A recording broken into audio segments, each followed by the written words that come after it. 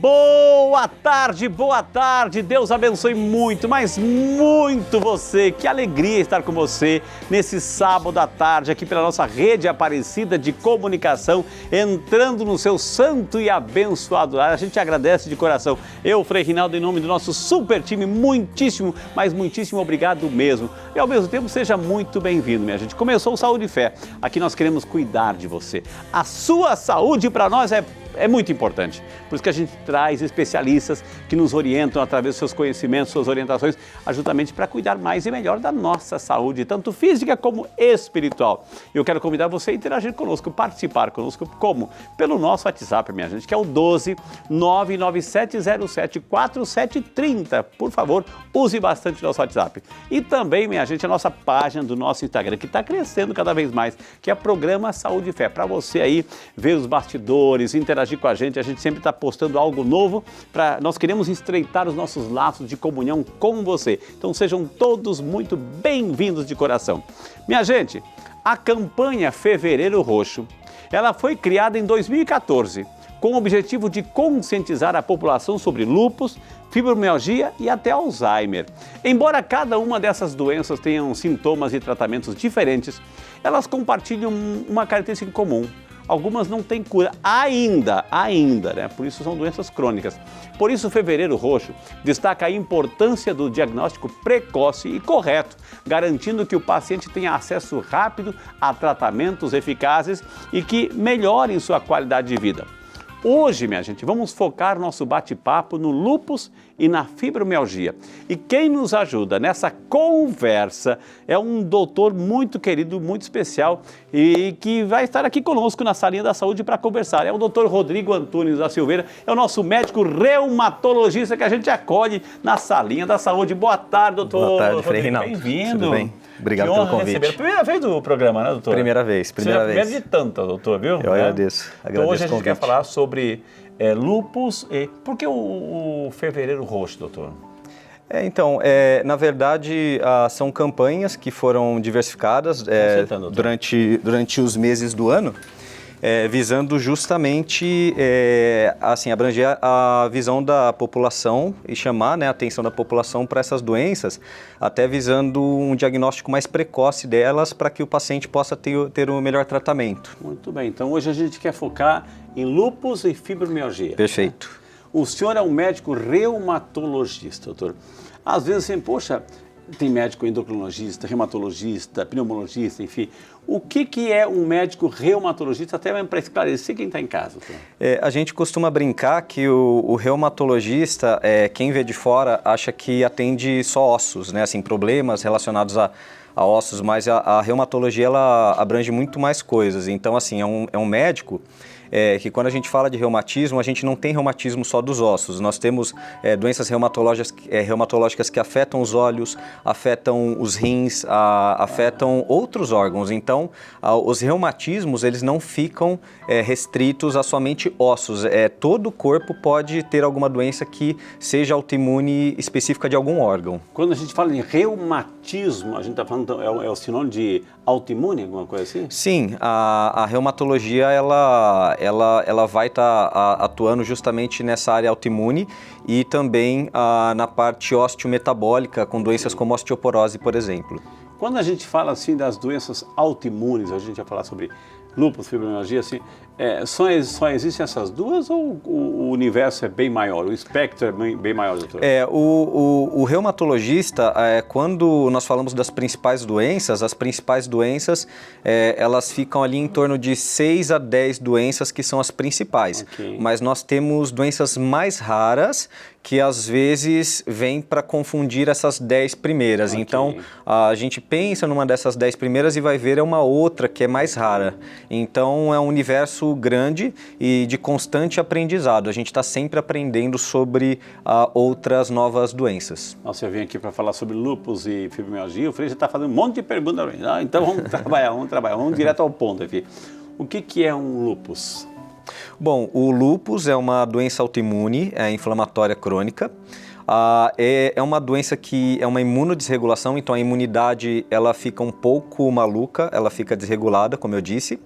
e ela começa a atacar diversos órgãos. Então, o lúpus em si, nós temos diversos tipos de lúpus. Nós temos lúpus que pega somente a pele, nós temos lúpus que atacam articulação e pele, nós temos lúpus que podem atacar rim, por exemplo, né? Então, nós temos diversos tipos de ataques baseados nessa questão da confusão da imunidade em algum momento da vida da pessoa que ela começa a desenvolver a doença. Ô, doutor Rodrigo, lúpus é do latim lobo, né? Sim. Lobo, aquele que ataca, o que vem pela frente está atacando. Sim, o termo lúpus, né, na verdade, do lobo, ele vem de antigamente, né, do século XIX, onde as pessoas com lúpus, principalmente de pele, elas eram acometidas principalmente no rosto, e essas lesões, elas lembravam mordida de lobo. Uau. Então, por isso que ficou... Uma pessoa foi mordida por um lobo, está com lúpus. Sim,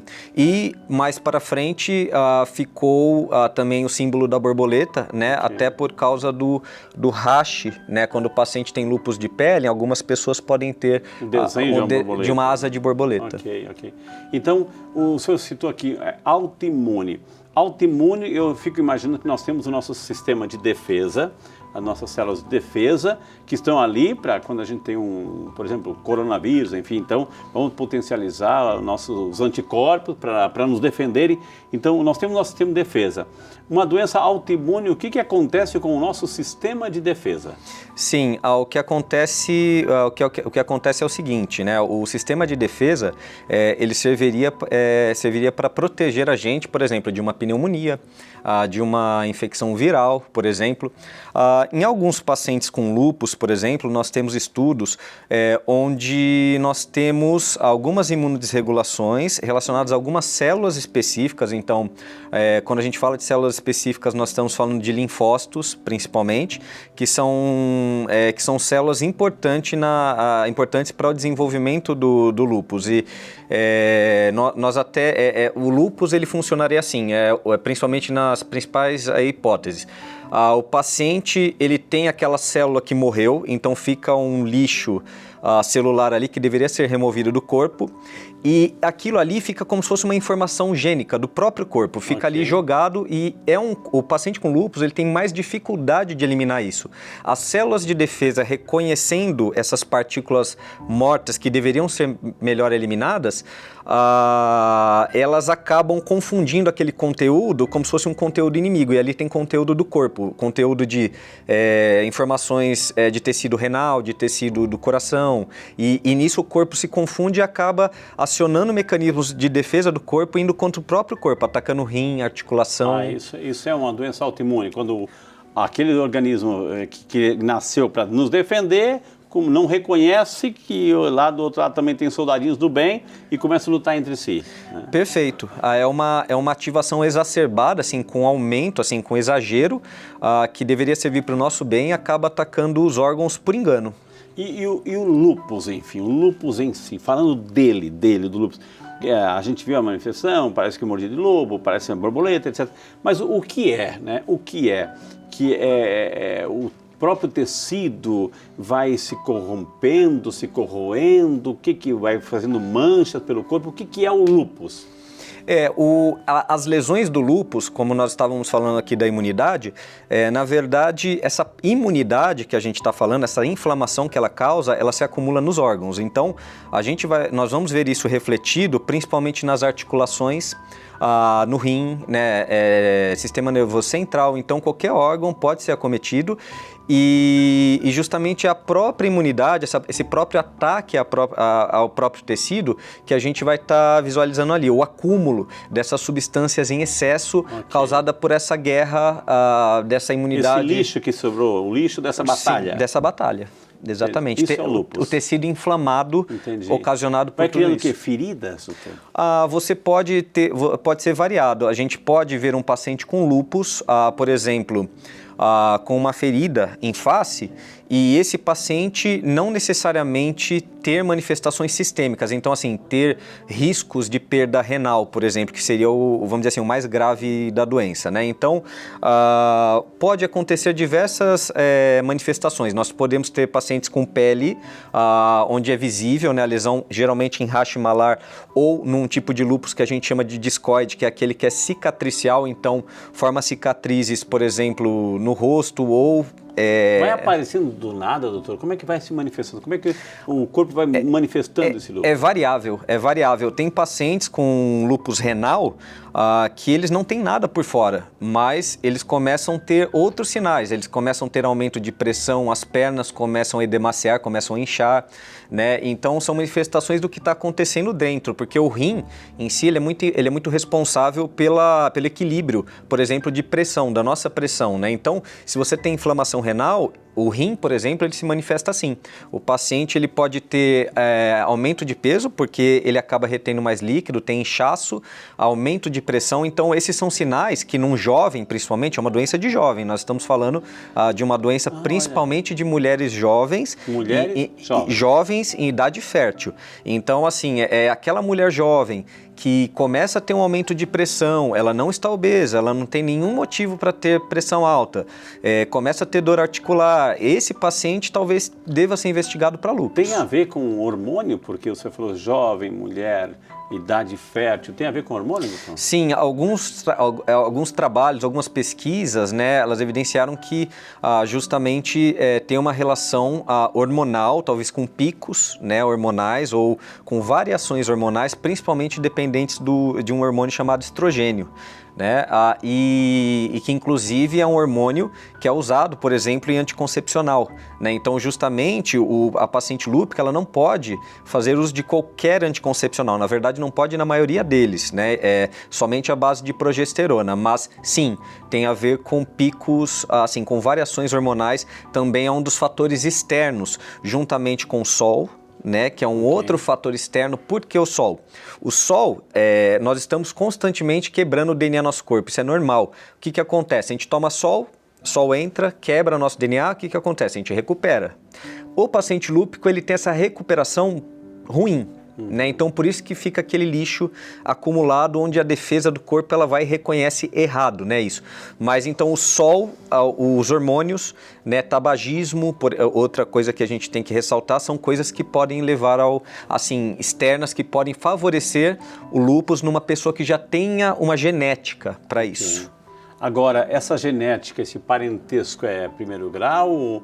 Um avô, o pai teve, ou seja, eu vou ter também, ou seja, não? Variável. O paciente com lúpus, ele tem diversos genes envolvidos, então a gente chama isso de manifestação poligênica, ela não depende de um gene só afetado para ter o lúpus. Por isso que a família que tem lúpus, nós devemos ficar em maior vigilância, para checar se outros parentes possam desenvolver o sintoma. Então, famílias que têm lúpus, o parente tem maior chance, mas não necessariamente vai desenvolver.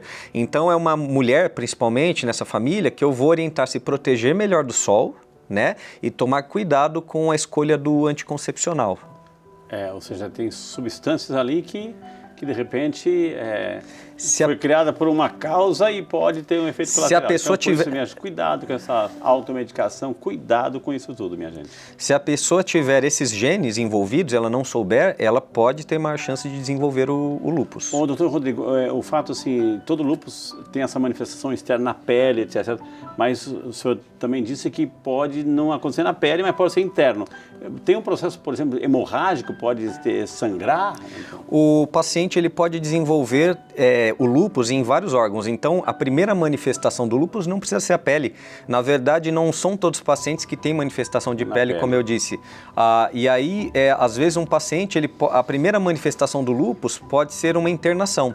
Ele pode ser internado, por exemplo, pela doença ter atacado primeiro, por exemplo, a capa do pulmão, né, a pleura. Então, ele vai ter um negócio que a gente chama de derrame pleural, que é água justamente no pulmão. A primeira manifestação, às vezes, pode ser no coração, pode ser na capa do coração. Então, ele vai ter o quê? Um derrame pericárdico, vai ter inflamação no coração. E sangramento também pode ser uma primeira manifestação. Uma pessoa que tem lúpus, por exemplo, assim, e pega uma dengue, por exemplo, um chikungunya, uma febre amarela, ou seja, pode também levar a quadro, piorar o quadro, doutor? O que piora o quadro do lúpus? Sim, como eu disse, né, os fatores externos que mais pioram é hormônio, né? Então, o paciente que tem lúpus sabe, muitas vezes usa, né, estrogênio, por exemplo, é um paciente que pode piorar. O paciente não passar protetor solar, principalmente fator 50 para cima, de 8 em 8 horas, é um paciente que pode exacerbar, né, a doença, né? Então, deve passar. Deve passar. Tem que passar. A gente costuma brincar com os pacientes que, assim, eu não vou manter o paciente numa bolha, mas ele deve ter essa proteção contra o sol, mas mesmo dentro de ambientes fechados, assim, contra a luz, né? Agora, isso é dessa faixa etária, mas pode também ter lúpus tardio, por exemplo, uma pessoa da terceira idade, ou uma criança, um adolescente, também pode, doutor? Pode. O lúpus, ele pode acontecer em diversas faixas etárias, né? Então, a gente vê muito isso no ambulatório, no consultório.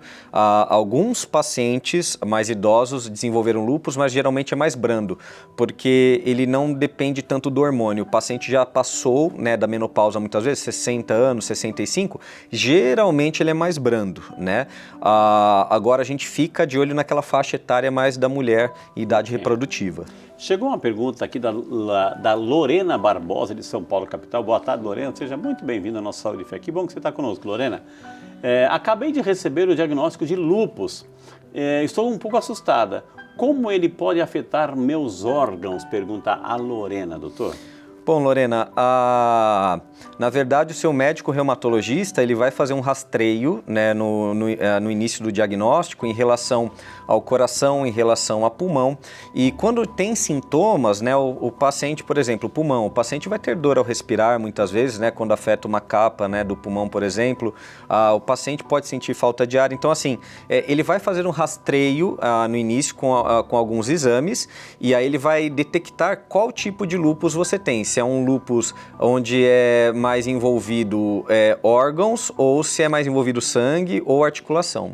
Ô, doutor Rodrigo, assim, eu estou falando assim, os períodos, por exemplo, a pessoa veio, de repente lá o lúpus atacou, teve manifestação na pele ou não, mas veio aquele quadro, né, agudo, de repente assim, veio o auge, diminui, passa um outro período, começa de novo.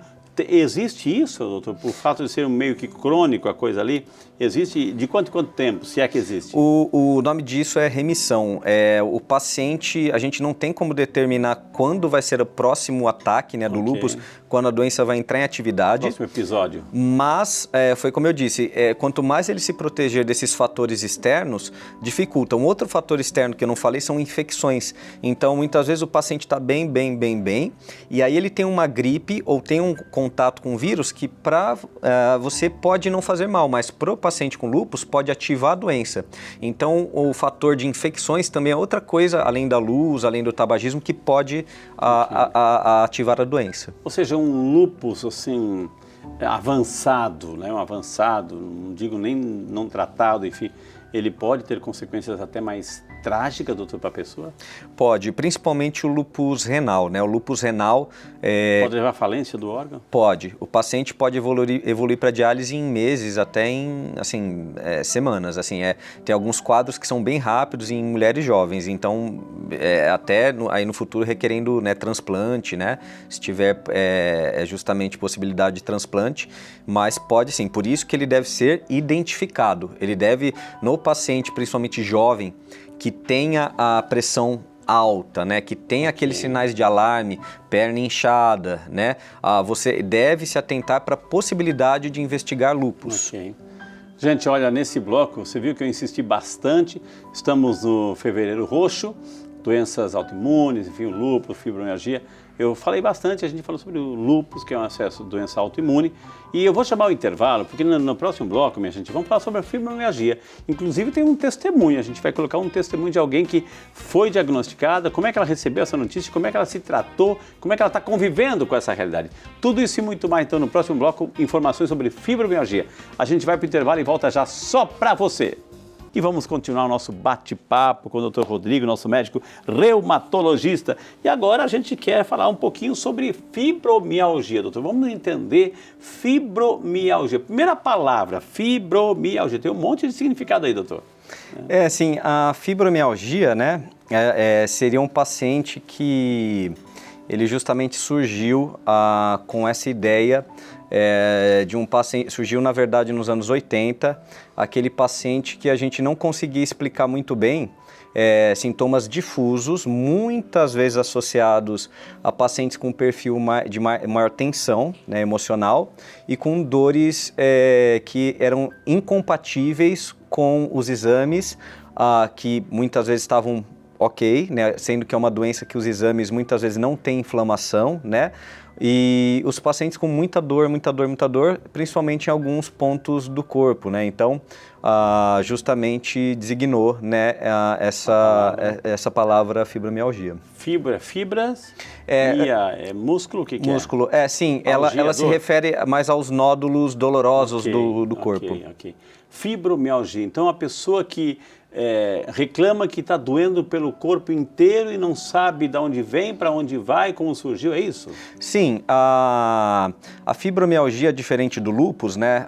Como nós falamos no outro bloco, né? O lúpus, por exemplo, ele tem um exame que chama fator antinuclear, que é o FAM positivo, né? E o paciente muitas vezes ele tem esse exame positivo, então ele tem um norte, ele fala, eu tenho esse exame, então a partir daí eu vou ver se eu tenho alguma coisa clínica, alguma coisa que eu esteja com sintomas para ligar a esse exame.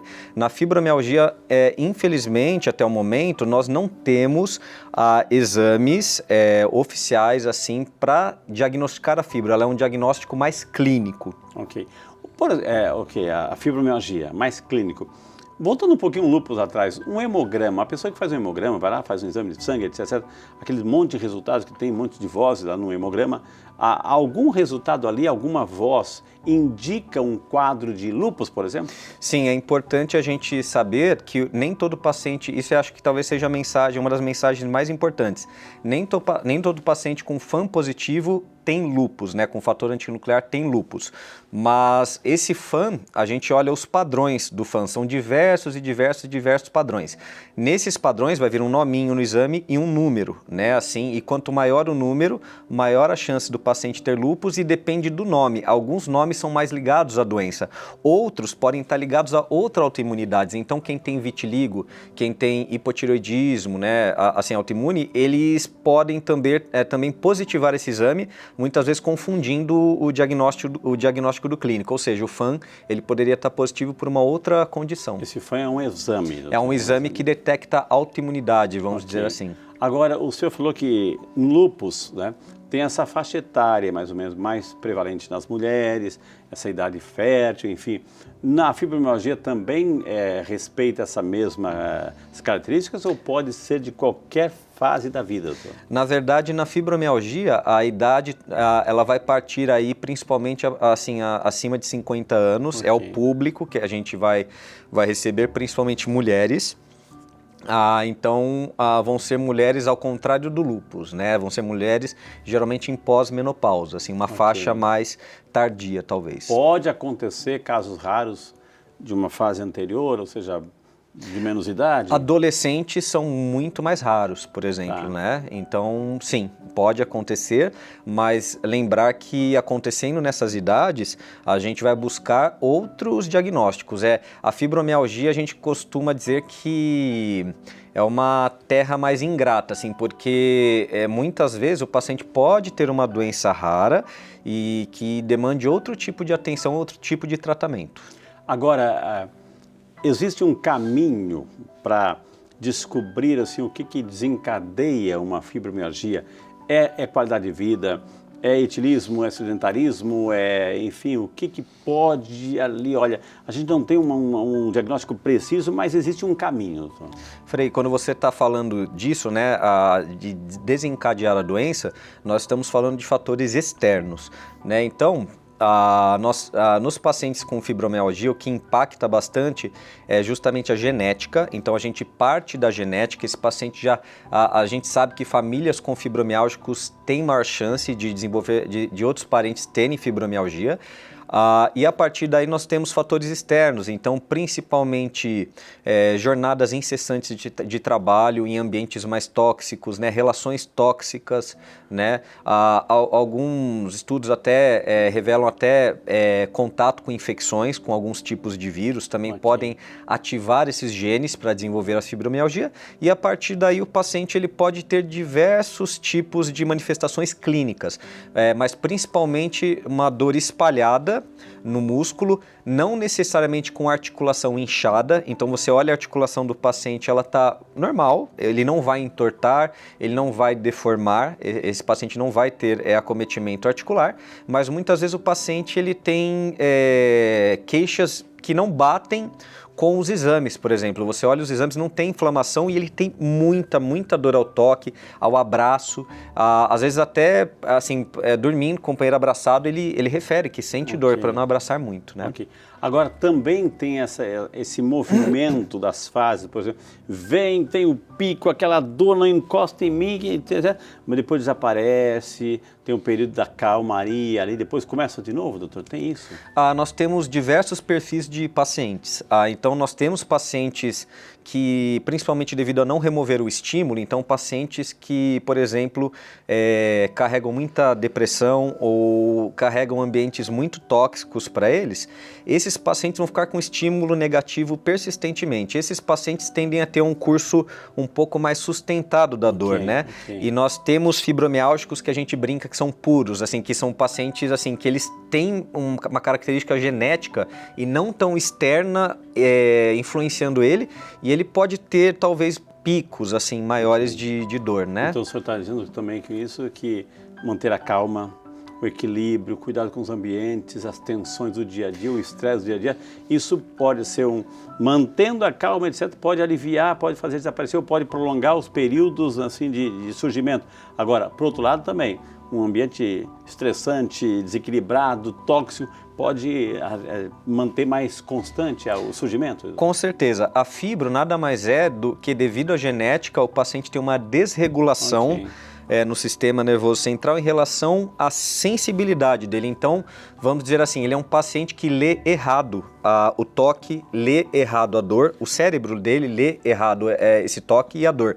Então, ela fica muito exacerbada. Então, quem está nesses ambientes tóxicos ou relações tóxicas ou justamente não faz exercício, a obesidade, outras coisas, vai acarretando numa piora do quadro. Isso que eu ia perguntar, ou seja, cada novo episódio que surge pode ser um episódio mais intenso, uma dor mais forte, mais aguda, doutor?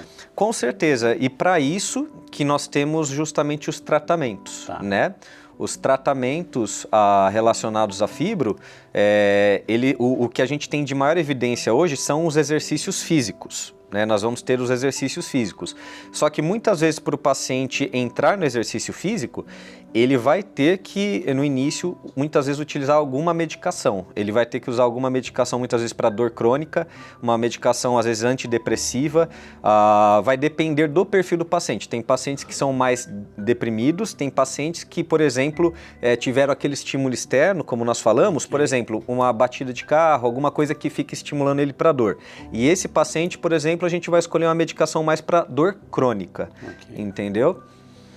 Nós vamos ver agora, minha gente, um depoimento da dona Vanessa Andrade. Ela tem fibromialgia e vai contar como foi feito o seu diagnóstico e como convive com essa doença. Acompanhe. Meu nome é Vanessa, tenho 52 anos e sou portadora da fibromialgia, que é uma doença autoimune. Desde criança, todo mundo falava que eu era a Maria das Dores. Sempre fui uma criança mesclada entre sapeca e depressiva. Na adolescência eu fui muito depressiva. E tinha bastante dores. Só que quando eu ganhei meu terceiro filho, o João Batista, em 2002, eu tive depressão pós-parto. E essas dores aumentaram bastante. Uma equipe médica tentou de tudo. Fizemos vários exames, tomografia, radiografia, exame de sangue, de urina, de fezes, e nada. Nessa equipe médica tinha um reumatologista, o Dr. Carlos Wilken, e ele estava estudando isso. E ele me pediu licença para fazer uns testes comigo. E toda parte que ele tocava doía muito, parecia que estava dando um beliscão. E não parava de doer, demorava a parar de doer. E aí, com esse teste, ele detectou a fibromialgia. E ele me recomendou tomar analgésico forte, passou antidepressivo e fazer algumas atividades, procurar uma atividade física dentro que ele ia passar para mim, a que mais me fizesse bem. Então ele me recomendou que eu procurasse fazer academia aeróbica ou hidroginástica, Pilates. Ele falou que Pilates seria muito bom para mim. E assim, o top é a acupuntura. Eu comecei com a academia, não gostei, eu sentia mais dores ainda. Passei para hidroginástica, gostei da hidroginástica, porém eu tenho alergia ao cloro e não achei nenhuma escola que tivesse piscina sem ser com cloro, aí é mais complicado. E eu fui para acupuntura. Ai, que delícia que é a acupuntura. Eu recomendo para todo mundo. Hoje em dia eu estou fazendo pilates. Também está sendo muito bom para mim. Porém, eu prefiro a acupuntura. E é isso. Obrigada. Que maravilha, gente. A dona Vanessa Andrade, que é a mãe da Sara, né? A mãe da Sara, nossa produtora, e a Sarita, né? Gente, doutor, enquanto a dona Vanessa estava falando, eu escutei um barulho, né? Um barulho assim na gravação do vídeo. Eu acho que era a Sara que estava fazendo bagunça ali do lado. Eu acho que era a Sara que estava fazendo bagunça, assim. Mas obrigado, Sarinha. Obrigado, assim, pela tua mamãe, pelo testemunho, pelo depoimento. E dona Vanessa, um beijo para a senhora e parabéns pela filhota aqui, que faz um trabalho maravilhoso aqui na produção do Saúde e Fé de modo especial, viu? Parabéns de coração, viu? Agora, ela falou muita coisa interessante. Doutor, conviver com a dor não é fácil.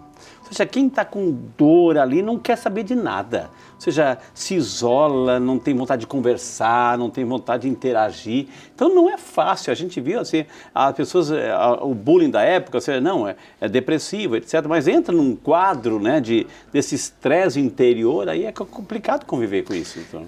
O complicado é que a depressão, muitas vezes, ela não é o que o pessoal pensa, só fatores externos ou justamente problemas externos. Tem pessoas que têm a genética para depressão mesmo, então elas têm desequilíbrio muitas vezes químico que interfere na dor, assim como são os pacientes com fibromialgia.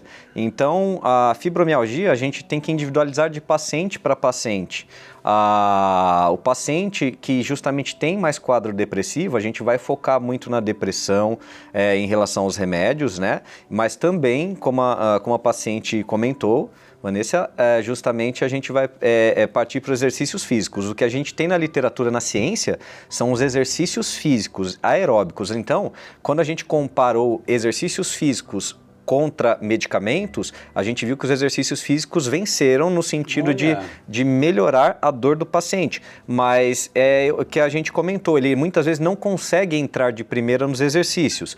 A gente tem que achar o melhor exercício para o paciente, mas justamente tem que ter aeróbico. E nas primeiras semanas pode doer mesmo, mas depois vai diminuindo, vai de acordo com o ritmo. O paciente não precisa começar 5 dias na semana, 7 dias na semana. Ele começa devagar e vai progredindo no exercício físico. Que bonito, então, uma das formas práticas de lidar com essa realidade é praticar exercício, encontrar a melhor forma, mas praticar. A acupuntura é uma modalidade que nos trabalhos que nós já fizemos, ela ainda não mostrou comprovação comparada com exercício também em relação à melhora do paciente, mas na vida real a gente prescreve e vê muitas melhoras no paciente, assim como yoga, né? E o paciente também, uma coisa que fortalece bastante importante é a questão da espiritualidade. Ele tem que buscar também justamente todas essas questões, uma alimentação mais saudável, não ganhar peso excessivo, porque isso acaba acarretando em outros problemas, apneia, né, outros problemas que vão se acumulando. Então, cuidar bem da sua saúde, ter o ponto de partida, ter a força, né, interior ali para iniciar o tratamento. Justamente, então, ter uma alimentação saudável também é fundamental, além da prática de exercício, que melhor se adapta, a pessoa gosta, enfim, ter uma alimentação saudável também ajuda. Indiretamente sim, porque o paciente não quer dizer porque ele vai comer só salada ou vai comer só frutas, ele vai ter menos dor, mas eu acho que aí a gente vai ter uma interferência principalmente na questão do peso, né? Esses pacientes, muitos têm sobrepeso, e o sobrepeso ele acaba acarretando em mais dor, em todo tipo de paciente com dor. Então, doutor, aquela mensagem para quem está acompanhando agora o programa, lúpus, aliás, a mensagem para o fevereiro roxo, né? Lúpus, fibromialgia, o que a gente deve observar? Eu acho que frente ao lúpus, nós devemos, principalmente pacientes que têm na família outros, assim, pessoas que têm sintomas e têm outros pacientes com lúpus na família, ficarem de olho em sintomas, mas não necessariamente vão desenvolver lúpus, mas lembrar dos sinais que nós falamos aqui em relação ao desenvolvimento da doença, né? Manchas de pele, dor articular, né? O paciente que é jovem e tem sintomas que não batem, como pressão alta, por exemplo, febre sem explicação, são coisas que lembram lúpus. E nesse sentido, assim, a gente viu a dona Vanessa, a mãe da Sara. O que a Sara tem que ficar preocupada? Na verdade, o parente com fibromialgia, ele pode ter a genética ou não do outro parente, tem uma maior chance de desenvolver fibromialgia também. Você tem, Sara? Ela tem já, uau! E a gente estava conversando, ela realmente já tem diagnóstico, mas justamente acho que, gente, focar no exercício físico, isso não pode ser deixado de lado. A força do exercício físico na recuperação da fibromialgia, o exercício físico aeróbico, ele deve ser investido, então o paciente não deve desistir. Se não gosta de academia, escolha outro exercício aeróbico, mas tem que ter um certo, né, assim, efeito mesmo aeróbico no paciente para melhorar os sintomas, até o sono e outras manifestações. Eu, dona Vanessa e Sara, exercício para vocês duas. Viu? Tivemos o prazer de conversar, minha gente, aqui com o Dr. Rodrigo Antunes da Silveira, nosso médico reumatologista. Todos os contatos dele estão aparecendo aí na tela para você assim, buscar mais informações e talvez assim, uma consulta para você ver esses sintomas que você tem, viu? Dr. Rodrigo, muito obrigado, que Deus o abençoe, viu? Obrigado. Muito trabalho também esse ano, viu? Muito trabalho. Sim. Viu? Deus abençoe, viu, doutor? Muito obrigado, fique com Deus também. E depois desse momento especial, recebemos tantas informações, claro que a gente precisa também cuidar da nossa espiritualidade. Chegou o nosso momento de oração. Senhor Todo-Poderoso, que Tua misericórdia envolva todos aqueles que sofrem no corpo e no espírito. Concede-lhes a cura, Senhor, e restaura sua saúde com Tua força divina. Que cada célula de seus corpos seja renovada pelo Teu poder curativo e que sua fé em Ti lhes traga paz e conforto. Por Cristo nosso Senhor. Amém.